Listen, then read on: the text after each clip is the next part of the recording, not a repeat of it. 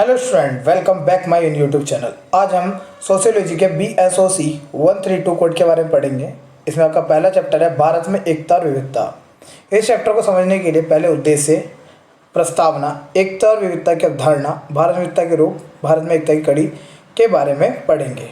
उद्देश्य, इस इकाई को पढ़ने के बाद आपके द्वारा संभव होगा एकता और विविधता की अवधारणा को स्पष्ट करना, भारत में विविधता के रूप और आधार बताना, भारत में एकता के सूत्रों और उनके बनने की प्रक्रिया की जांच करना। प्रस्तावना, प्रथम भाग में हमने विविधता और एकता को अर्थ स्पष्ट किया है। दूसरे भाग 1.3 में भारतीय समय विविधता के रूपों का चित्रण किया गया है। इस पर विस्तृत चर्चा के लिए हमने प्रजातीय, भाषाई, धार्मिक और जातिगत विविधता के 4 रूपों का अपना ध्यान केंद्रित किया है। तीसरे भाग 1.4 में हमने भारत में एकता कड़ियों का प्रकाश डाला है। ये कड़ियाँ हैं भू राजनीतिक, तीर्थाटन, सांस्कृतिक, समायोजन की परंपरा और परस्पर निर्भरता की परंपरा। पहला टॉपिक, एकता और विविधता की अवधारणा। इस भाग में विविधता शब्दों का अर्थ स्पष्ट करना ही हमारे मुख्य लक्ष्य होगा। विविधता का अर्थ क्या है? सामान्यतः विविधता का अर्थ तात्पर्य असमानता है, परंतु हमारे उद्देश्य की पूर्ति के लिए इसका अर्थ असमानता के अलावा कुछ और भी है। इसका अर्थ है सामूहिक असमानता, अर्थात ऐसी असमानता जिससे एक वर्ग के लोगों को दूसरे वर्ग के लोगों से अलग किया जा सके। यह असमानता किसी भी तरह की हो सकती है, अर्थात वैश्विक, धार्मिक, भाषाई आदि।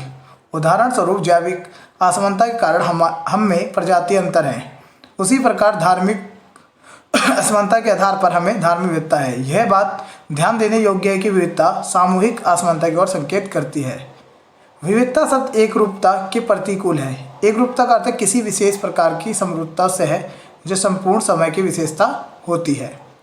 इकाई का अर्थ होता है एवं फॉर्म या रूप का तात्पर्य सामान्य व्यवहार से है। अतः जब सभी व्यक्तियों में कोई चीज़ सामान्य हो जाती है तब हम उसे एक रूपता दर्शाने वाले कह सकते हैं। जब एक विद्यालय के छात्र पुलिस बल के सदस्य या सैन्य बल एक ही प्रकार के वस्त्र धारण करते हैं तब यह कहा जाता है कि वह सभी यूनिफॉर्म में हैं। विविधता के समान ही एक रूपता की भी एक सामूहिक संकल्पना है। जब व्यक्तियों का एक समूह समान विशेषताओं से युक्त हो, चाहे वह भाषा, धर्म या किसी और आधार पर हो, वह उस संदर्भ के एक रूपता को परिचायक है। परंतु जब हमारे बीच व्यक्तियों के ऐसे समूह जो अलग अलग प्रजातियों, धर्मों और संस्कृतियों से जुड़े हों, तब वे विविधता का ही प्रतिनिधित्व करेंगे। D.N. मजूमदार की एक पुस्तक जिसका शीर्षक races and culture of India है। इस पुस्तक के शीर्षक में प्रयुक्त के बहुवचन में दिए शब्दों रेसेज और कल्चर्स पर ध्यान दिया है। इस तरह विविधता का अर्थ है विभिन्नता। भारत में समाज के रूपों को समझने के लिए इसका अर्थ समूहों और सांस्कृतिक विविधता से है। भारत में ऐसी विभिन्नताओं की बहुलता है। हमारे यहाँ प्रजातीय, धर्मों, भाषाओं, जातियों और संस्कृति विविधता है। यही कारण है कि भारत अपनी सामाजिक सांस्कृतिक विविधता के लिए प्रसिद्ध है। एकता का अर्थ, एकता का अर्थ है एकीकरण। यह एक सामाजिक मनोवैज्ञानिक स्थिति है। यह एक होने की भावना, अर्थात हम एक हैं को व्यक्त करता है। यह उस कड़ी का पर्याय है जो समाज के सदस्यों को एक साथ जोड़ कर रखती है। एकता और एक रूपता में कुछ अंतर है। एक रूपता से पहले से ही मान लिया जाता है कि समानता होगी ही, परंतु एकता में ऐसा नहीं होता। इस प्रकार एक रूपता पर आधारित भी हो सकती है और नहीं भी। एकता का जन्म एक रूपता से हो सकता है। डखाइन ने इस तरह की एकता को यांत्रिक पारस्परिक निर्भरता कहा है। इस तरह की एकता जनजातीय समाजों तथा पारंपरिक समाजों में पाई जाती है, परंतु पारस्परिक निर्भरता के रूप में उल्लेखीय किया है। इस प्रकार की एकता आधुनिक समाज की विशेषता है। ध्यान रखने वाले तथ्य यह है कि एकता एक रूपता पर आधारित हो यह आवश्यक नहीं है। जैसा कि पहले कहा गया है, एकता एकीकरण की ओर इंगित करती है। एकीकरण का अर्थ है असमानता की अनुपस्थिति, कदापि नहीं। निसंदेह यह उस बंधन का पर्याय है जो अलग अलग समूहों को एक दूसरे से बांधकर रखती है। नेक्स्ट टॉपिक आपका भारत में विविधता के रूप। जैसा कि पहले संकेत दिया जा चुका है, भारत में विभिन्न प्रकार की विविधताएं पाई जाती हैं। इसमें से कुछ महत्वपूर्ण प्रकार प्रजातीय, भाषाई, धार्मिक और जाति आधारित है। आइए अब इनमें से प्रत्येक पर विस्तार से चर्चा करें। प्रजातीय विविधता। आपने भारत में विभिन्न प्रजाति वाले व्यक्ति को देखा होगा। प्रजाति ऐसे व्यक्ति का समूह है जिनमें त्वचा का रंग, नाक का आकार, बालों के प्रकार आदि कुछ स्थायी शारीरिक विशेषताएं मौजूद होती हैं। हर्बर्ट रिजले ने भारत के लोगों को 7 प्रजातीय समूह बांटा है। यह है तुर्क ईरानी, दूसरा भारतीय आर्य, तीसरा शक द्रविड़, चौथा आर्य द्रविड़, पांचवा मंगोल द्रविड़, छठा मंगलोव, मंगोलाव एवं सातवां द्रविड़। इन 7 प्रजातीय समूह को कम करके 3 मूल समूह अर्थात भारतीय, आर्य, मंगोलियन और द्रविड़ में बांटा जा सकता है। उनकी विचारधारा में अंतिम 2 समूह जनजातीय भारत की प्रजातीय संरचना में देखे जा सकते हैं।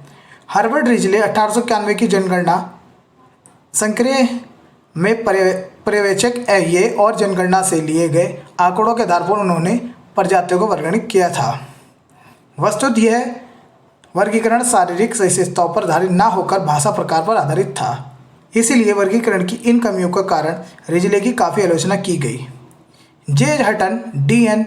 मजूमदार और बी.एस. गुहा जैसे अन्य प्रशासनिक अधिकारियों और नरविज्ञानियों ने भारतीयों का अधुनातन प्रजातीय वर्गीकरण प्रस्तुत किया, जो इस क्षेत्र में अब तक किए गए अनुसंधानों पर आधारित है। हटन और गुहा का वर्गीकरण 1931 की जनगणना संक्रिया पर आधारित है। बी.एस. गुहा 1952 ने 6 प्रजातीय समूह को निर्दिष्ट किया है: निरिगिटो, प्रोटो ऑस्ट्रेलियाड, मेघोलाव, भूमध्य सागरीय, पश्चिमी लघु कपाल और उदीच्य। यहाँ आपको केवल यह बताया जाएगा कि इन विभिन्न प्रकारों का अर्थ क्या है। इस मुद्दे का विस्तृत विवरण प्रस्तुत नहीं है, क्योंकि ऐसा करने में हमें शारीरिक मानसशास्त्र की तकनीकों बातों में उलझना पड़ेगा। यहाँ हमें सिर्फ भारत में व्याप्त प्रजातीय प्रकारों की विविधताओं को जानने की आवश्यकता है। निग्रिटो काले रंग वाले प्रजातीय समूह के लोग होते हैं जो अफ्रीका में पाए जाते हैं। इनकी त्वचा का रंग काला, बाल घुंघराले एवं होंठ मोटे होते हैं। दक्षिण भारत में कादार, इरूला और पनियन जैसी कुछ जनजातियाँ पाई जाती हैं, जिनमें निग्रिटो जैसे विशेष लक्षण हैं। प्रोटो ऑस्ट्रेलियाड, यह प्रजाति वह निर्जातीय समूह है जिसमें ऑस्ट्रेलिया के मूल निवासी और दक्षिणी एशिया द्वीपों के अन्य लोग शामिल हैं। इस समूह के प्रतिनिधियों में जापान के आइनू, श्रीलंका के वेडा और मलेशिया के सकाई आते हैं। भारत में मध्य भारत की जनजाति इसी प्रजातीय स्रोत की मानी जाती हैं। सिंहभूम बिहार के हो एवं विंध्य प्रदेश के भील ऐसी ही जनजाति के उदाहरण हैं। मंगोलाव प्रजातियाँ एशिया की एक मूल प्रजातीय समूह की हैं। इसमें उत्तरी और पूर्वी एशिया के लोग भी शामिल हैं। उदाहरण के लिए चीनी, जापानी, बर्मी, एस्किमो और प्राय सभी अमेरिकी इंडियन इस प्रजाति में आते हैं। भारत में उत्तर पूर्वी क्षेत्र के जनजातियों में लघुकपाल वाले मंगोलाव समूह हैं। मंगोलाव प्रजाति से थोड़ा ही अंतर रखने वाला दूसरा प्रजातीय समूह ब्रह्मपुत्र घाटी में पाया जाता है। भारत में मंगोलाव प्रजातीय संरचना का सबसे अच्छा उदाहरण मिकिर बोडो समूह की जनजातियाँ अंगामी नागा है।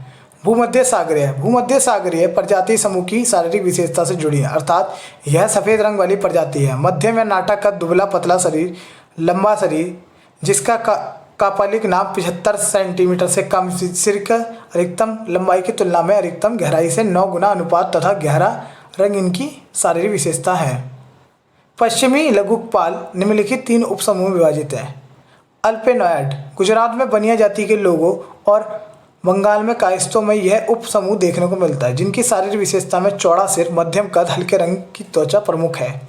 डिनारिक, चौड़ा सिर, लंबा नाक, लंबा कद, त्वचा का गहरा रंग आदि विशेषताओं से युक्त यह उप समूह बंगाल के ब्राह्मणों और कर्नाटक के अब्राह्मणों में देखा जा सकता है। अमरन्याय तुल्य इनकी शारीरिक विशेषताएं डिनारिक के समान है। इनके सिर का पिछला भाग ज़्यादा ही चिह्नित तथा नाक उभरी हुई और पतली होती है। बम्बई की पारसी उप प्रजाति में यह विशेष लक्षण देखा जा सकता है। उदीच्य, अंत में उदीच्य प्रजातियाँ वह हैं जिनमें लंबा कद, लंबा सर, त्वचा और बाल का रंग हल्का तथा नीली आंखें पाई जाती हैं। ये प्रजाति यूरोप की स्कैंडिनेवियन, डेनमार्क, स्वीडन और आइसलैंड देशों में पाई जाती है। भारत में वे उत्तरी भारत के विभिन्न भागों में विशेषकर पंजाब और राजपूताना में पाई जाती है। चित्राल के खोर, रेड, काफिर और खतास इस समूह की कुछ प्रजातियां हैं। अनुसंधान बताते हैं कि नॉर्डिक या उदीच्य प्रजाति के लोग भारत में मध्य एशिया में होते हुए शायद दक्षिण पूर्व रूस तथा दक्षिण पश्चिम साइबेरिया से आए हैं। आइए अब भाषा ही विविधता की चर्चा करें। भाषा ही विविधता, क्या आपको मालूम है कि भारत में कितनी भाषाएं बोली जाती हैं? जी.ए. ग्रेसन ने इस तथ्य को पता लगाया था कि भारत में 179 भाषाएं और 544 बोलियां बोली जाती हैं। दूसरी ओर 1971 की जनगणना में 1652 भाषा रिपोर्ट की गई हैं जो मातृभाषा के रूप में बोली जाती हैं। आपको इस व्यापक भाषा विविधता को देखकर आश्चर्य हुआ होगा। ये सभी भाषाएं समान रूप से भारत में सब जगह पर नहीं बोली जाती हैं। इनमें से कुछ जनजातीय भाषाएं कुल जनसंख्या के 1% हैं। भारतीय संविधान की 8वीं सूची में 18 भाषाएं दी गई हैं। ये हैं असमिया, बंगाली, गुजराती, हिंदी, कन्नड़, कश्मीरी, कोंकणी, मलयालम, मणिपुरी, मराठी, नेपाली, उड़िया, पंजाबी, संस्कृत, सिंधी, तमिल, तेलुगु तथा उर्दू। 1991 की जनगणना रिपोर्ट के अनुसार इनमें से हिंदी कुल जनसंख्या के 39.85% लोगों द्वारा बोली जाती है। बांग्ला, तेलुगु तथा मराठी लगभग 8%, तमिल तथा उर्दू क्रमशः 6.26 तथा 5.22% द्वारा बोली जाती हैं और बाकी सारी भाषाओं को 5% से भी कम लोग बोलते हैं। स्पष्ट है कि हिंदी भाषा भाषियों की संख्या में वृद्धि हुई है। तुलना के लिए आइए 1971 के आंकड़ों पर नजर डालें। 1971 की जनगणना के अनुसार इन 15 भाषाओं में हिंदी हमारे कुल जनसंख्या 29.65% व्यक्ति द्वारा बोली जाती थी। बंगला, तेलुगु, मराठी प्रत्येक 8% से भी कम बोलते थे। उपयुक्त संवैधानिक मान्यता प्राप्त भाषाएं 2 भाषा परिवार की है, भारतीय आर्य और द्रविड़। मलयालम, कन्नड़, तमिल और तेलुगु 4 प्रमुख भाषाएं। आर्य परिवार की भाषाएं भारत की कुल जनसंख्या के 75% द्वारा बोली जाती है, जबकि 20% द्रविड़ परिवार की भाषाएं बोली जाती हैं। इस भाषा विविधता के होते हुए भी हमारे बीच हमेशा एक संपर्क भाषा रही है। हालांकि समय समय पर इसमें भिन्नता पाई जाती रही है। प्राचीन काल में संस्कृत संपर्क भाषा थी, मध्यकाल में अरबी या फारसी तथा वर्तमान समय में हमारे बीच हिंदी और अंग्रेजी भाषाओं का प्रयोग संपर्क तथा प्रशासनिक कामों के लिए किया जाता है। धार्मिक विविधता। भारत अनेक धर्मों की भूमि है। यहाँ हमें अलग अलग धर्मों और मतों के अनुयायी मिलते हैं। विशेषताएं इसमें हिंदू, मुस्लिम, ईसाई, सिख, बौद्ध, जैन और पारसी हैं। आपको यह मालूम है कि हिंदू धर्म भारत का प्रमुख धर्म है। 1981 की जनगणना के अनुसार हिंदू धर्म मानने वाले अनुपात कुल जनसंख्या का 82.64% था। दूसरे स्थान पर इस्लाम 11.35% था। इनके बाद ईसाई, सिख, बौद्ध और जैन धर्म इनके मानने वाले क्रमश 2.43%, 1.96%, 0.71% और 0.48% थे। बहुत कम अनुयायी वाले धर्मों में यहूदी, पारसी और बहाई धर्म आते हैं। 1991 वर्ष आते थे हिंदू धर्म के मानने वाले संख्या में थोड़ी कमी आई, जबकि धर्म अनुयायी की संख्या में थोड़ी बढ़त पाई गई। 1991 की जनगणना के अनुसार कुल जनसंख्या के 42.41% हिंदू धर्म मानते हैं, 11.67% इस्लाम, 2.32% ईसाई, सिख धर्म 1.99%, बौद्ध 0.77%, जैन धर्म 0.41% थे। अन्य धर्मों को मानने वाले 0.43% हैं। इसके अतिरिक्त प्रत्येक धर्म के अंतर्गत संप्रदाय हैं। उदाहरण के लिए हिंदू धर्म में कई संप्रदाय जैसे शैव, सात और वैष्णव शामिल हैं। इनके अलावा धार्मिक पुनरुद्धार आंदोलन से भी उत्पन्न कुछ संप्रदाय हैं जैसे आर्य समाज, ब्रह्म समाज, रामकृष्ण मिशन आदि। विगत दिनों में राधा स्वामी, साईं बाबा जैसे कुछ नए पंथ उत्पन्न हुए। इसी प्रकार इस्लाम धर्म शिया और सुन्नी में, सिख धर्म नामधारी और निरंकारी में, जैन धर्म दिगंबर और श्वेतंबर में और बौद्ध धर्म हीनयान व महायान में बटे हुए हैं।